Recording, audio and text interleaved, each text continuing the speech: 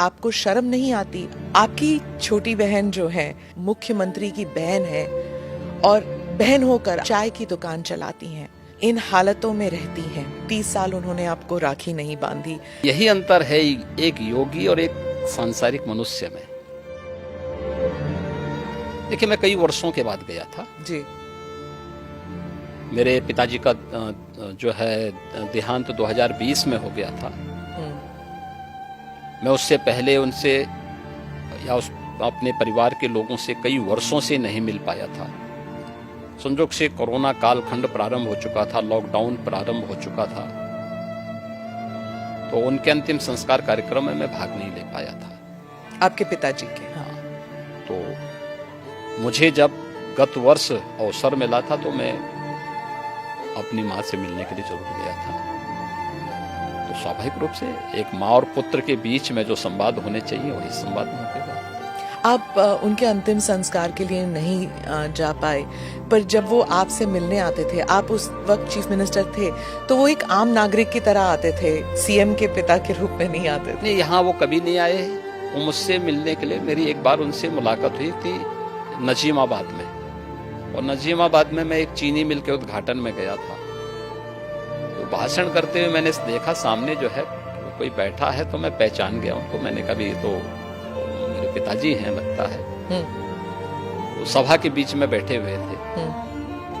तो फिर मैंने सभा समाप्त होने के बाद अपने साथ के कुछ लोगों से कहा, मैंने कहा देखो यार वो आए हैं तो उनको बुलाओ, थोड़ा मुलाकात करते हैं। तो तब मेरी मुलाकात हुई थी। जी।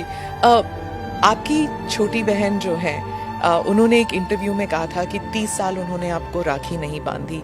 2022 में एक इंटरव्यू में उन्होंने कहा कि कई वर्ष पहले जब उन्हें पता लगा कि आप घर छोड़ के आप योगी बनने के लिए निकले हैं, तो उन्होंने कहा कि वो भिक्षा मांगने वाले संतों में आपको ढूंढ रही थी और मिले नहीं आप उन्हें।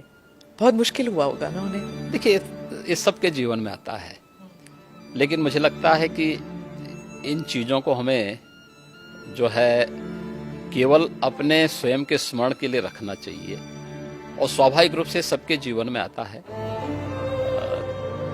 कई वर्षों के बाद जो है इस चीजें चलती रहती हैं। मुझे लगता है यही जीवन है। योगी के मुख्यमंत्री बनने के बाद कई लोग कहते थे कि आपको शर्म नहीं आती? आप मुख्यमंत्री की बहन हैं और बहन होकर आप चाय की दुकान चलाती हैं, इन हालतों में रहती हैं।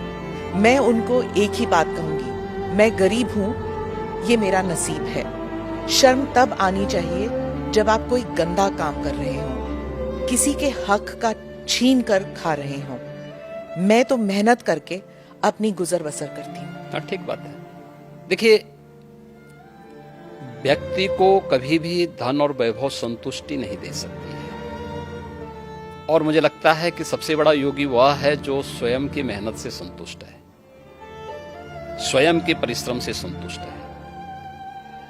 दूसरों की मेहनत से कुछ प्राप्त करना